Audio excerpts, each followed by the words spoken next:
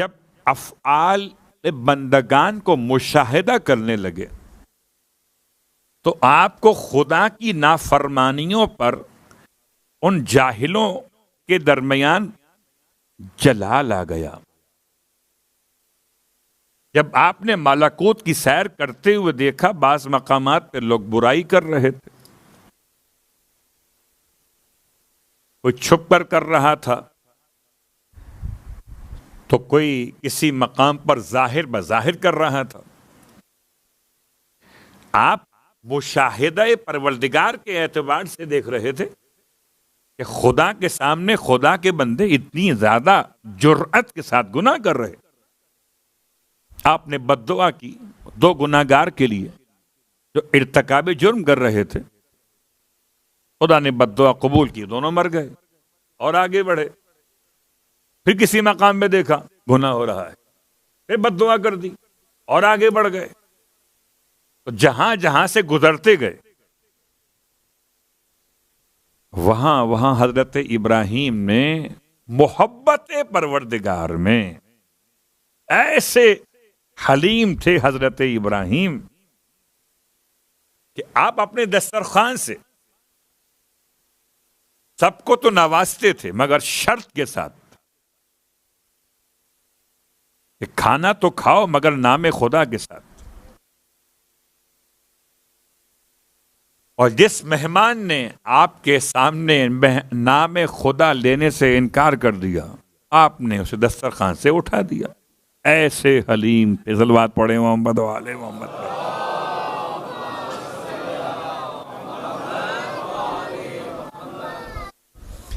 میں لفظ حلیم کا استعمال کر رہا ہوں ان مواقع پر کہ جہاں لفظ بردبار کے اعتبار سے حضرت ابراہیم کی اپنی شخصیت عشق پروردگار میں، محبت الہی میں، خلیل خدا ہونے کی حیثیت میں، شیخ الانبیاء ہونے کے مقام کے اعتبار سے، اور تینوں آسمانی مذاہب جو آج موجود ہیں ان تینوں کے جد اعلیٰ ہیں، عیسائیت، یہودیت اور اسلام. اور انہی کے نام سے شاید وہ آپ آج کل سنتے ہیں ایک نیا میسج شاید پہنچانے کی کوشش ہو رہی. تو حضرت ابراہیم پہ لاکھوں سلام و درود ہو. اور ایسے ابراہیم ہیں قسم بخدا کسی اور نبی کی آل کے ساتھ ایسے درود ملا کے نہیں پڑھا جاتا جیسے ابراہیم اور آل ابراہیم پہ پڑھا جاتا. کما صلیتا یا کبھی کا افضل ما صلیتا علی ابراہیم و آل ابراہیم انکا حمید مجید. تو حضرت ابراہیم علیہ الصلاۃ والسلام یہ سب کچھ دیکھ رہے ہیں اور آپ سے برداشت نہیں ہو پا رہا. آپ نے بد دعا کر دی. پروردگار نے حضرت ابراہیم کی بد دعا قبول فرمائی. 1 کیس 2 کیس 3 کیس 4 5 جب آپ کی بد دعا بڑھنے لگی تو پروردگار نے ابراہیم سے خطاب فرمائے، ابراہیم اگر آپ ایسے بد دعا کرتے جائیں گے تو یہ سب کے سب ختم ہو جائیں گے. اللہ اکبر. اور اسی خاص مرحلے کو امام سید سجاد علیہ الصلوۃ والسلام نے اپنی دعا میں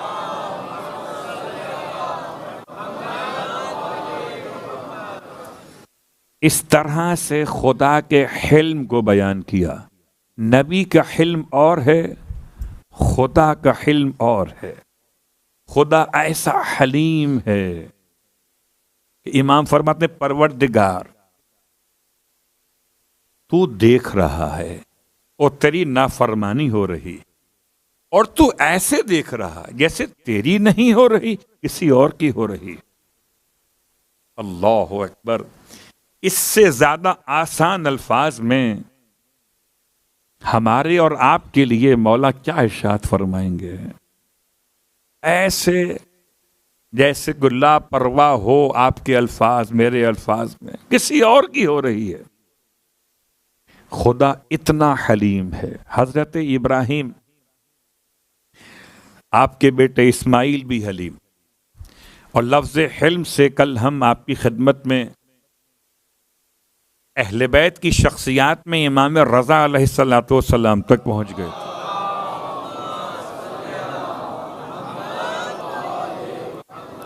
خاندان اہل بیت کیسا حلیم ہے؟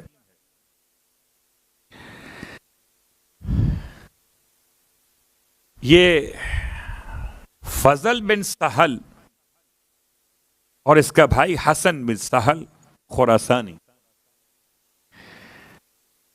اس کے بارے میں کبھی تفصیل سے شاید کسی موقع پر بیان کیا جائے، علماء آپ کی خدمت میں بیان کریں۔ یہ دونوں بھائیوں کے مسائل ذو الریاستین کے نام سے پہچانے جاتے تھے۔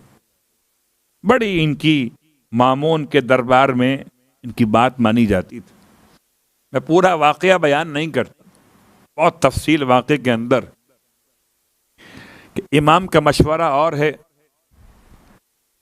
اور فضل کا مشورہ کچھ اور ہے حسن کے کہنے پر۔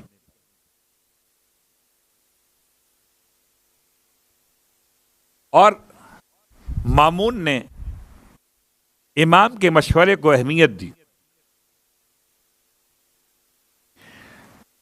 اور جو اس مشورے کے خلاف تھے ان افراد کو سزائے موت دی گئی۔ 3 افراد تھے، 2 کا تذکرہ چھوڑ دیتے ہیں، ان سے ہمارا تعلق نہیں عنوان کے اعتبار سے۔ تیسرا ایک شخص جلودی نام، اس کا جیم لام واو دال یہ، جلودی کہیں جلودی کہیں، جلد سے جلودی۔ یہ ہارون رشید کے زمانے میں مدینہ منورہ میں ظلم کرنے والوں میں یہ بالکل سر فہرست تھا۔ آل ابو طالب پر جتنے ظلم ڈھائے اس نے مدینے میں 7ویں امام کے دور میں اور 8ویں امام کے دور کی ابتدا تک، جب تک ہارون کا دور رہا، اس نے اس حد تک ظلم کیے تھے کہ آل محمد کے گھر کو لوٹا تھا۔ مگر امام علیہ السلام نے اسے بیت الشرف کے اس حصے میں داخل ہونے سے روک دیا تھا کہ جہاں مستورات تھیں اہل بیت۔ اللہ اکبر! خواتین کے سارے زیورات، سارے قیمتی سامان خود امام نے کپڑے میں لپیٹ کے لا کے اس کے حوالے کر دیے تھے۔ 8ویں امام کی شخصیت جلودی۔ اب یہ قید خانے میں کیوں ہے؟ کہ اس نے مخالفت کی تھی ولی عہدی کی۔ بڑا خاص تھا یہ ہارون رشید کا، مامون کے ابا کا۔ اس مرحلے پر جیسے ہی اس کو لایا گیا، اور اس کا کام تو یہ تھا کہ اس کو اب تلوار سے قتل کیا جائے گا، جیسے ہی امام نے دیکھا اسے کہ اس کو لا رہے، امام بہت قریب بیٹھے تھے مامون کے، امام نے اس کو دیکھتے کے ساتھ فرمایا، میں یہ کہتا ہوں کہ اس کو مجھے بخش دیں۔ اپنے بدترین دشمن کو، جس نے آل محمد کے گھر پر وہ تمام کا سامان لوٹا، اور جو 7ویں امام کے دور، 8ویں امام کے ابتدائی دور کے حالات بہت سخت تھے، وہ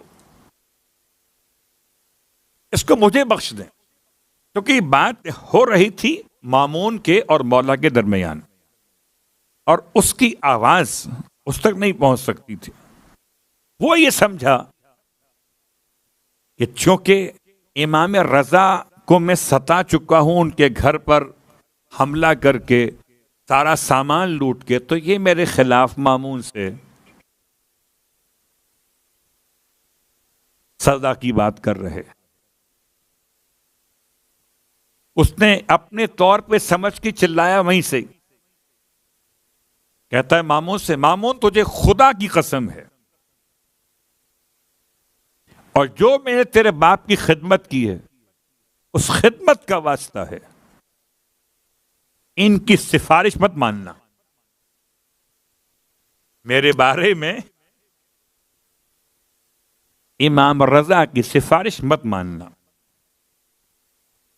امام چاہتے تھے کہ اس کی جان بخشی جائے، اسے رہائی مل جائے۔ امام مامون سے اس کو مانگ رہے تھے اور یہ مامون سے اپنی موت مانگ رہا تھا۔ اسے کیا خبر کیا ہونے والا۔ جیسے ہی اس نے کہا مامون سے کہ خدا کا واسطہ تم میں ان کی بات مت ماننا میرے بارے میں، اسے پورا یقین تھا کہ جب امام کچھ کہیں گے اس سے تو اس کا مطلب ہے کہ یہ مامون نے امام کی خدمت میں عرض کی، مولا آپ قسم دے دی ہے، میں اس کو آپ کے حوالے کر دیتا مگر قسم دے دی ہے، اب میں آپ کی بات کیسے مانوں اس کے بارے میں۔ جلاد کو اشارہ کیا۔ حلم امام کا اندازہ کیجئے کہ انتہائی معتبر ماحول، امام سفارش کر رہے ہیں، اللہ اکبر، اور دشمن اہل بیت امام کے حلم کو نہیں پہچانتا، وہ سمجھا کہ شکایت کر رہے۔ صلوات پڑھے محمد والے محمد۔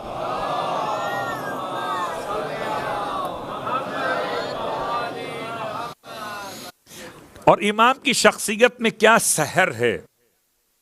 سحر کا مطلب وہ اثر ہے کہ نام ہی رضا ہے، یا خدا سری اور رضا ہے، یا اس کا یہ بندہ امام رضا ہے۔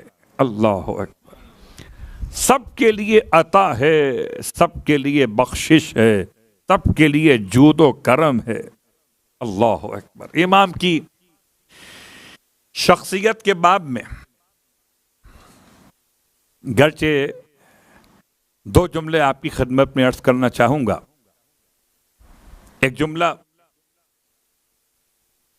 امام کی بارگاہ مقدس سے آپ کے علم کے اعتبار سے، اور ایک جملہ آپ کے حلم کے اعتبار سے، اور انشاءاللہ ہو سکتا ہے آئندہ برس زندہ رہے، آپ کی خدمت میں حاضر ہو سکے تو باقی جو افراد اہل بیت ہیں ان کے حوالے سے بات اب آئندہ اشرے میں ہوگی۔